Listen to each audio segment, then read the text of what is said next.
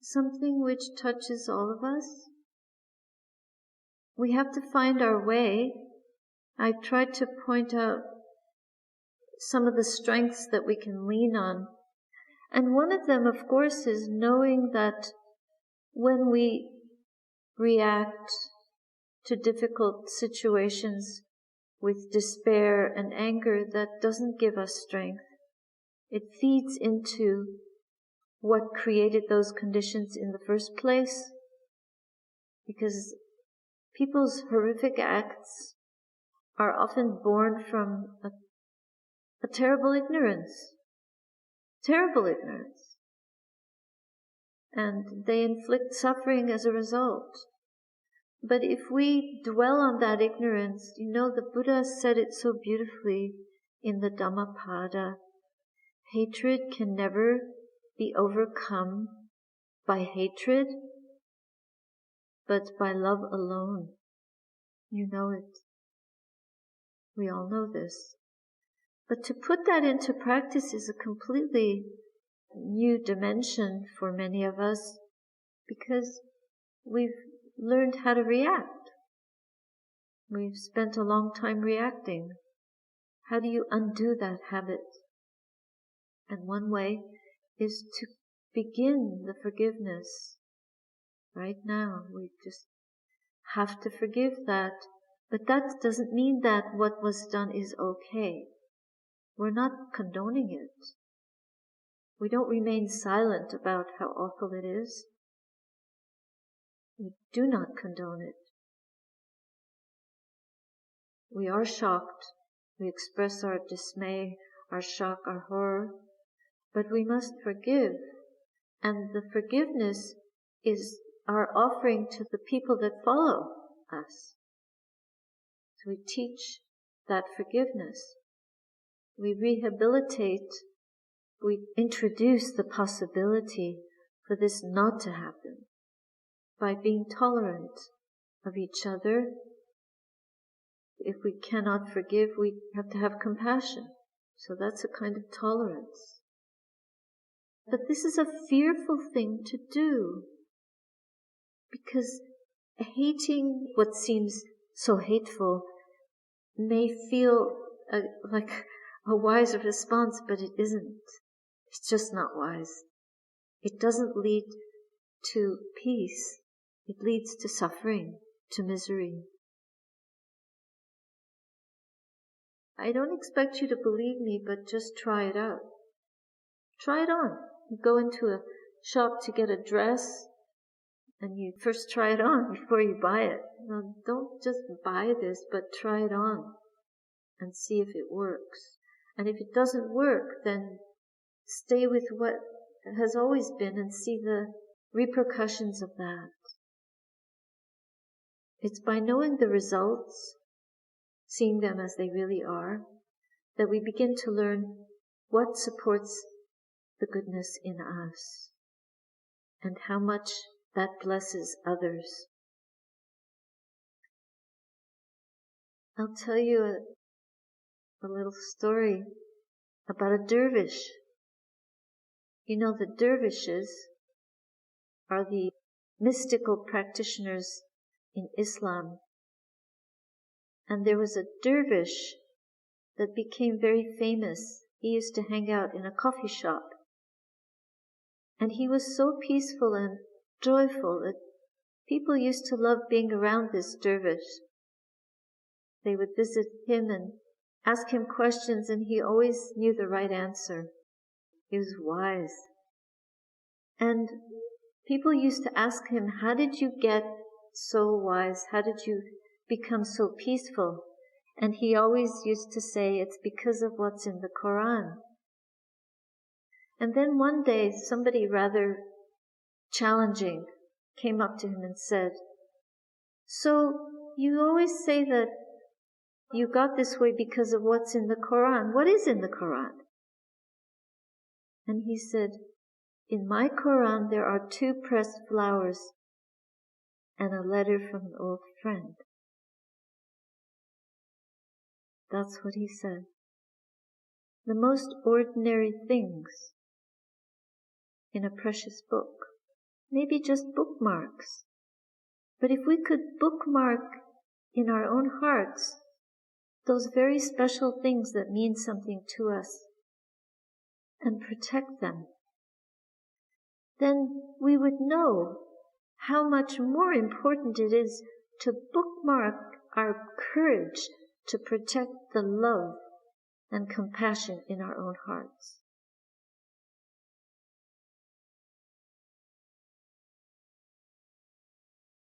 Yeah. Thank you for sharing this beautiful quote. When I feel compassion towards a fortunate being, it is unbearable, the pain. It becomes your suffering. So how does equanimity play a role in this?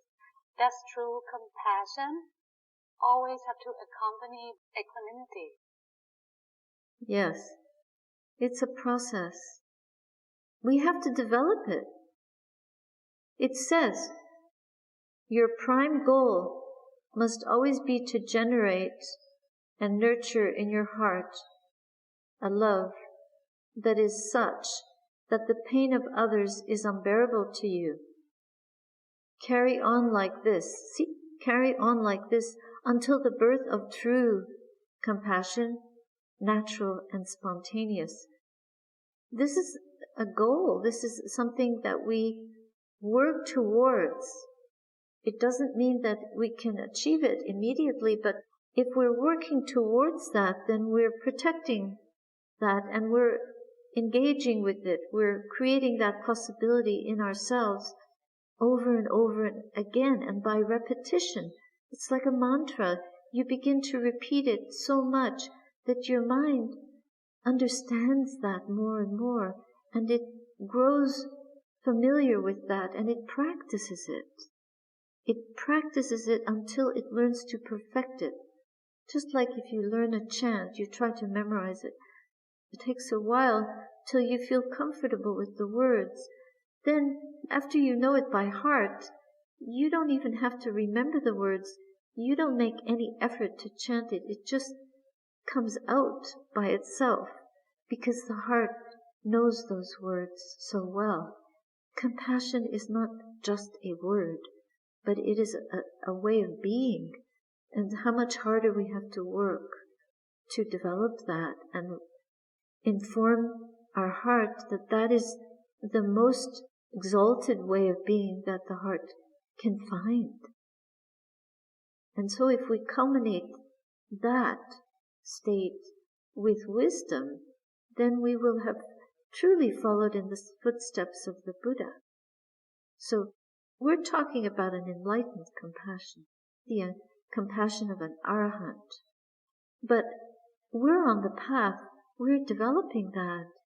We must not give up developing that. Even if we don't succeed completely, but we may have moved away from hateful feeling, we have moved closer to a forgiveness feeling. And that whatever little bit that we can accomplish day by day, eventually one day we will realize that this feeling is coming by itself. We don't have to wake it up. But if we don't try, what is the option? Thank you, Ayya. How do we find our resolve again if events have shaken our mindfulness and our resolve and it's not yet strongly established enough? Well, life is always going to shake us up. I think it's really important for us to take refuge in something that is very exalted, that we can really trust in deeply, and to have good spiritual friends that can encourage us when we're that shaken up. And so I take refuge in the Buddha. I take refuge in his teaching, and I take refuge in those who have accomplished his teaching and those who are practicing to accomplish his teaching. And by doing that, whenever I quote unquote fail, I try to remember my refuge to give me strength to reflect that there is no failing. We're human beings and we make mistakes. But the important thing is not to repeat them and not to be critical, to forgive ourselves and just rejoice that we have a refuge and pick ourselves up and start again. So if we look with disparaging eyes or a disparaging heart on our efforts, then we have to abandon that disparagement, because that's not a spiritual friend to us. And we have to bring within us the spiritual friendship of the Buddha, which would never disparage us. The Buddha was incredibly forgiving. He was insulted, he was abused, he was so tolerant. Everyone that came in front of him would receive a good treatment no matter how much they abused him. In fact, he once pointed out to a person that was upset that the Buddha didn't react to his abuse and who wanted to know why the Buddha wasn't upset. And the Buddha said, well, if you invite people for a meal and they don't eat your food, to who does it belong? In other words, he didn't swallow the anger that people brought to him, the critical opinions that people brought to him. He just spoke the truth, brought forth joy and radiance, and if people could see that, they would fall on their knees and pay respects to him. And if they couldn't see it, they would leave as poor as they had come. But you, having walked the path and having tasted the Dhamma, and if there's a shaking up going on of resolve, you just repeat your refuge, call up your close spiritual friends, sit together or speak together frequently, get encouragement, and when there's a chance, you come to Satisaraniya Hermitage and we will chant and support you here. Does that help a little bit? So, in terms of this systemic social abuse, these words are very, very powerful and suggestive of some kind of enemy. Do you know, there is no enemy except how the mind picks things up. And there is no system in the world that is not abusable. And as we can see, even the schools where children went to study could become places of horror and abuse. Even if the church is saying that there was good done there, maybe, but there was also an environment, a context of terrible abuse. But in spite of that, this whole world is not a hopeless case. There is so much goodness in this world. There are so many examples of extreme compassion, of sublime compassion, acts of great heroism and sacrifice. And you just look around at all the hospitals and intensive care units in many countries the world over, where people have even died for the sake of trying to save others from COVID. So if we focus ourselves and our minds on abuse and get addled with the hatred that spreads out of that, then we become contaminated. And we have to turn our minds away from that and look at the goodness and cultivate that instead. That's the only resolution that we can find. We will not find a resolution for a system of abuse, because this realm is full of suffering, and it's the nature of this realm. It's not separate from the nature of this realm. We were born in a human realm, and the definition of the human realm is there will be suffering and there will be non-suffering. It's not heaven. And it never will be. And it's impermanent.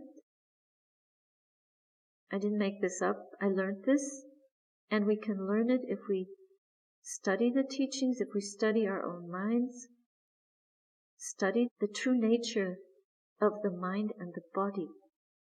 Then we will not believe what we think, but we will start to know what we see through our meditation practice. And that knowledge is much deeper than what we hear, which is so many opinions. But if you want to understand the truth of the way things are, then we have to look in the heart. And we do that most profoundly through silencing the thinking mind and listening and having insight into that dimension of deep inner stillness. Please try it out and you'll feel some joy that is not a joy that can be destroyed or diminished by any human act whatsoever.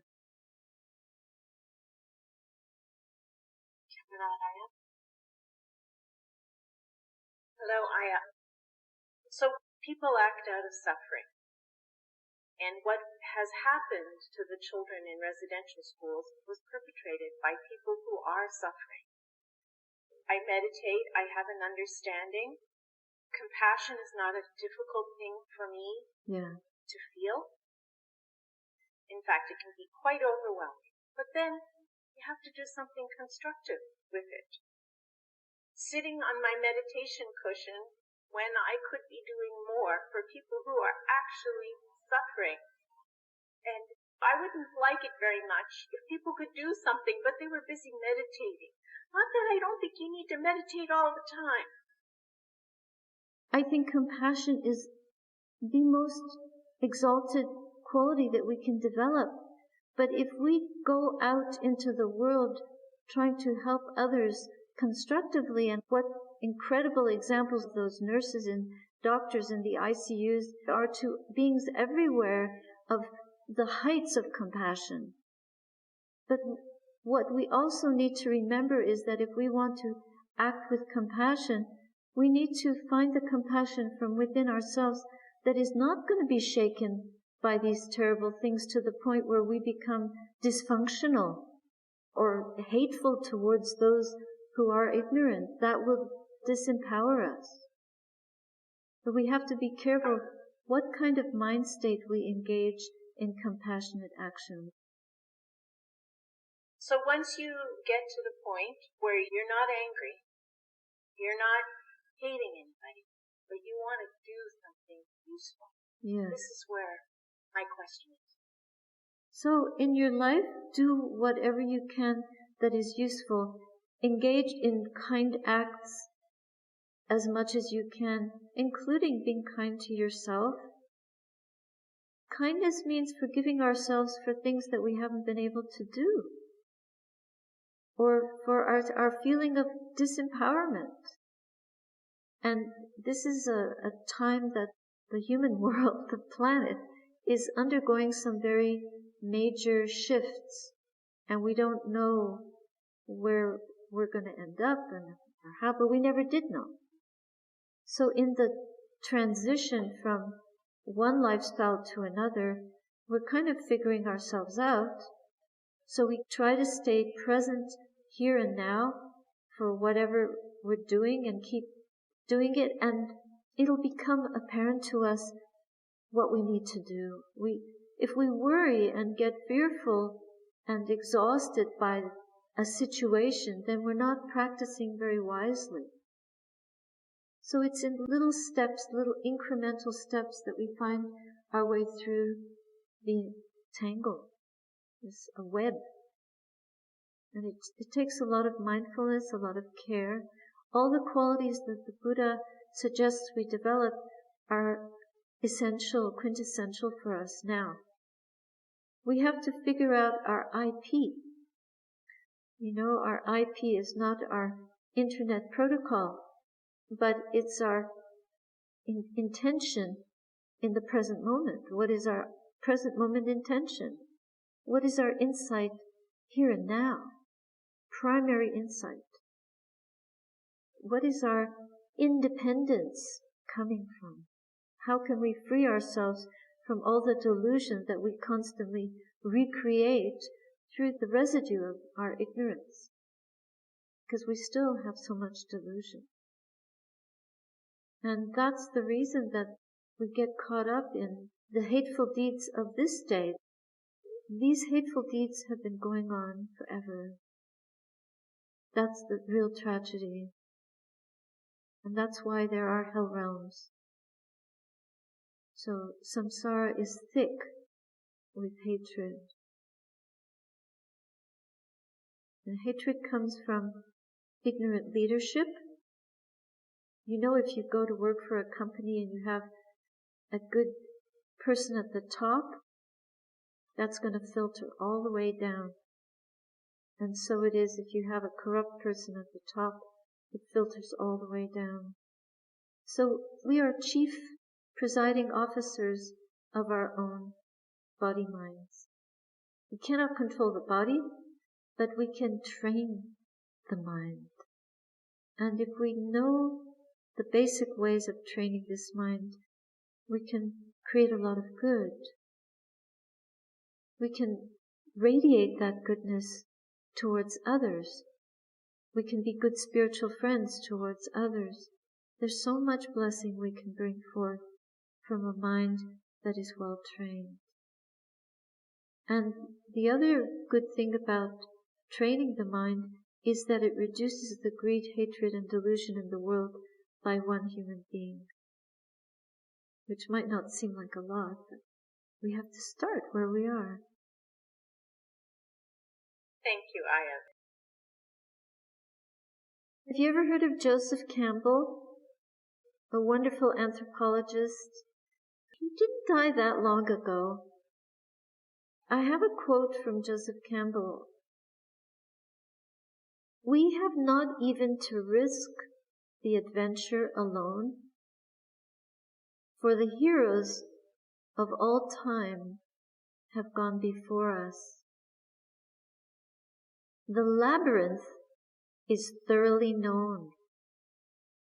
We have only to follow the thread of the hero path, and where we had thought to find an abomination, we will find a god, something godly.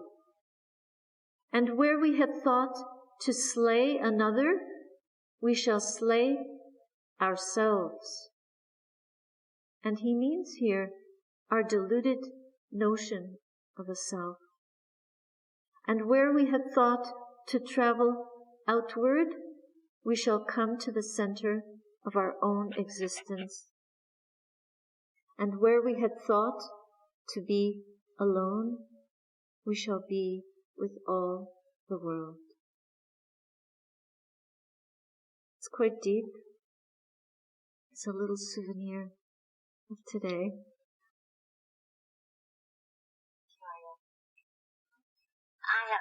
You said something the Buddha said, if you go there, you will go mad. Do you care to expound on that? It's about karma.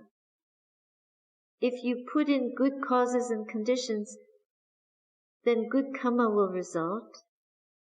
And I want to irrigate my life with good karma and purify the unwholesome karma of my life. That's my project. I believe that will end suffering.